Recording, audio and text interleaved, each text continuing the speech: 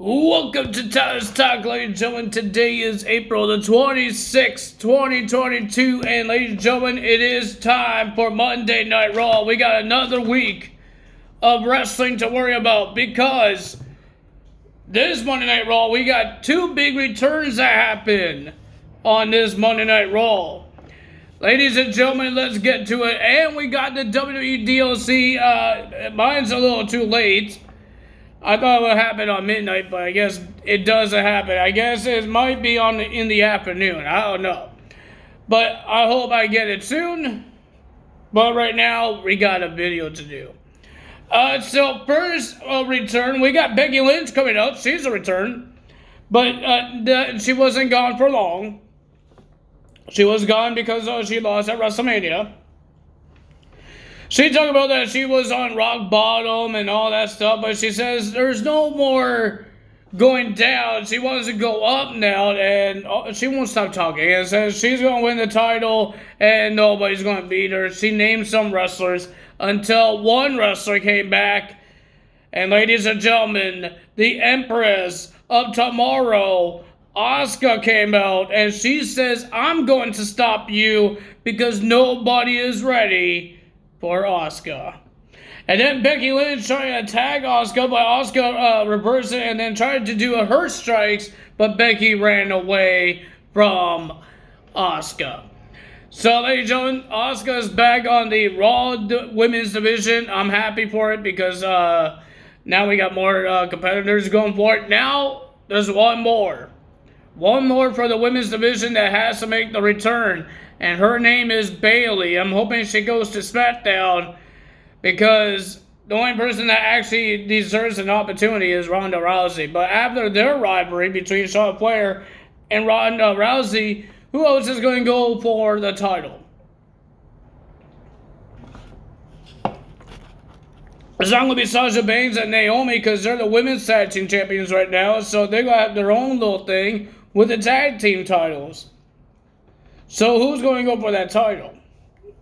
We will find out. But ladies and gentlemen, not a lot of segments happen here. We did get a Miss TV, but I will tell you guys about that later. But not a lot of segments, a lot of interviews. That's it. So let's get to the show. So to start up the show, we got Randy Orton's 20th years. 20 years, guys. This guy been in the WWE for 20 years. 2002 to 2022. Wow. We celebrate 20 years of Randy Orton where Riddle came out. All the wrestlers are around the ring. And ladies and gentlemen, we had a video package of Randy Orton's awesome career. And then Riddle calls out Randy Orton, and Randy Orton thanked some legends like Triple H, John Cena, Ric Flair, even Mick Foley. He thanked everybody. He thanked Riddle. He thanked the WWE fans, and he says he's not going anywhere anytime soon. So are we going to see more of Randy Orton like in 10 years? We will find that out in 10 years. Ladies and gentlemen, and then Riddle says he has a surprise. And ladies and gentlemen, I'm happy for this surprise because we got the Legacies reunion. Well, technically it's not the full Legacy, but Cody Rhodes came out, gave Randy Orton a hug, but it was cut short because of Seth Rollins, and he has something to say. And then Ezekiel came out, and he wants to introduce himself to Randy Orton, that he is Ezekiel, Elias's younger brother. And then Kevin Owens came out of nowhere from the audience and says he's a liar, he's Elias. Some reason Seth Rollins wouldn't stop touching Elias. He was pulling his eyes up like this. Like, what are you doing?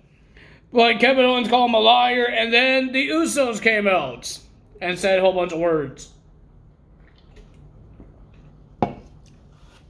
But before the brawl happens, Adam Pearce came out and he made the announcements. He made the main event.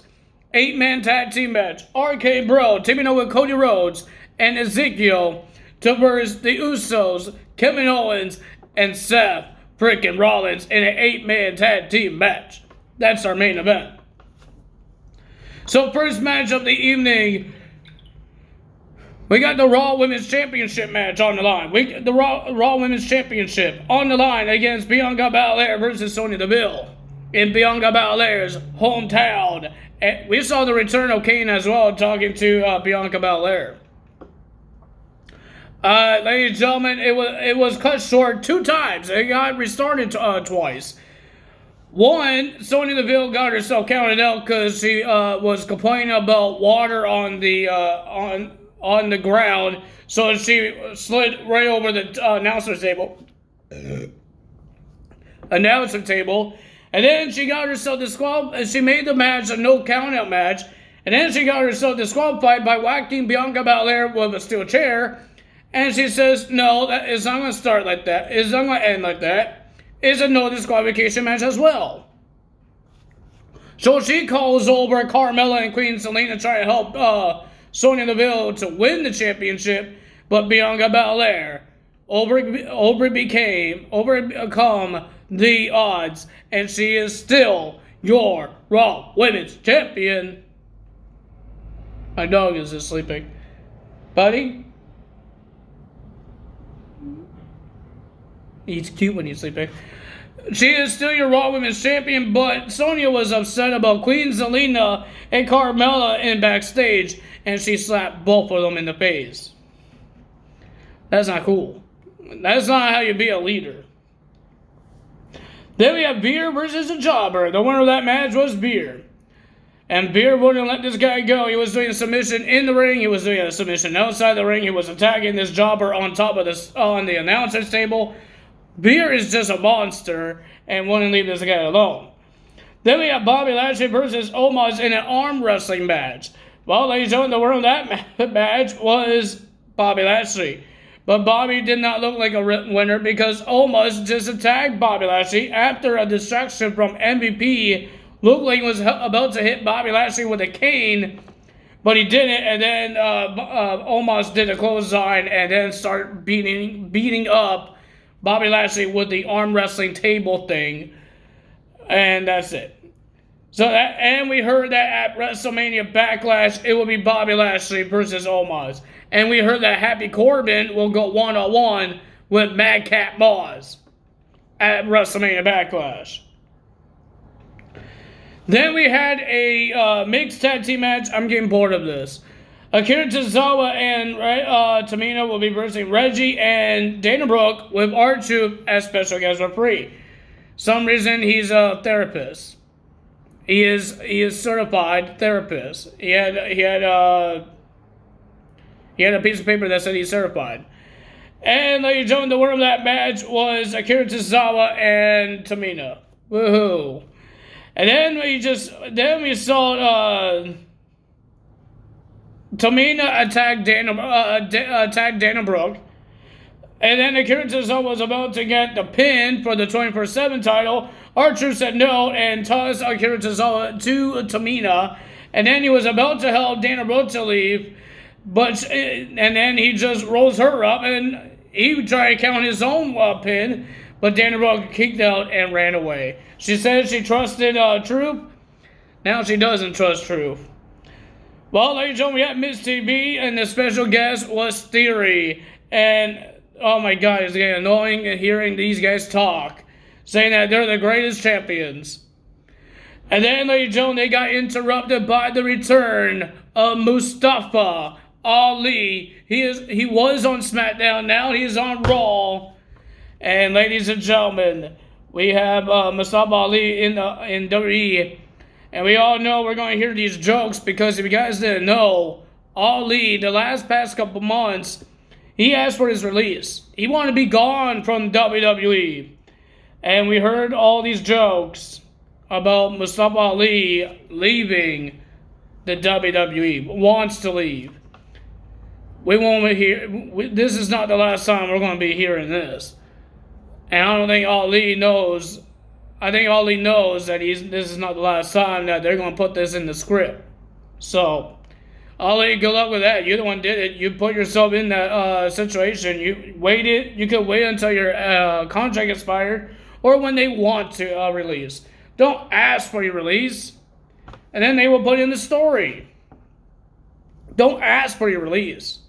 Doesn't really work well with that. And then you're just like a laughing stock because you didn't get what you wanted, and now they're just going to put on the script and make it like a personal thing in your storyline. So that's your fault. Then we had Mustafa Ali was about to have a match with Theory. Theory denied it. But The Miz says, I want to wrestle you, but I don't have a magic wand to make matches. But Austin Theory says, I already messaged Vince McMahon, and he says that you will have a match with Ali. And The Miz like, really? He didn't want a match with Ali. But we have a match with Ali. We got Ali versus The Miz in a good match. The winner of that match was Mustafa Ali with a big win. But his win, his celebration was cut short because of Tommaso Ciampa attacking him on top of the stage. But his name is not Tommaso Ciampa anymore. His name is Ciampa now. But I think this will be a good match between Ali and Tommaso Ciampa. Or just Ciampa, whatever his name is now. But ladies and gentlemen, Ciampa just turned heel. And Ali just turned face. He was high-fiving the fans. Mansoor just turned heel in a dark show, and now Ali just turned good. Wasn't it back in the day, it was all around that Mansoor was a good guy and Ali's the bad guy? Oh boy, that's just weird. Then we had the 8-man tag team match. RK Bro, Cody Rhodes, and Ezekiel will be versing Seth Rollins, the Usos, and Kevin Owens, and I thought it was a pretty decent match. But Randy Orton was going nuts with these back suplexes on the announce table at the end. And he poked the eye of Kevin Owens, and Kevin just yelled it out, "Ow, my eyes!" And then all that happened. But Randy was doing RKOs on every single person. Everybody was doing their moves, like a kick or a knee or something, and then Randy does the RKO. So a combination of moves. Randy, RK Bro, Cody Rhodes, Ezekiel and Riddle won the match. What's going to happen at WrestleMania Backlash? Everybody has a match except for Ezekiel and Kevin Owens at WrestleMania Backlash. Maybe in the pre-show they will have a match. Who knows? But ladies and gentlemen, if you guys enjoyed this video, hit the like button, leave a comment below, hit the subscribe button, hit that notification bell, and I will see you guys tomorrow for NXT 2.0's results. That's all for me today. Tyler's out. Bye!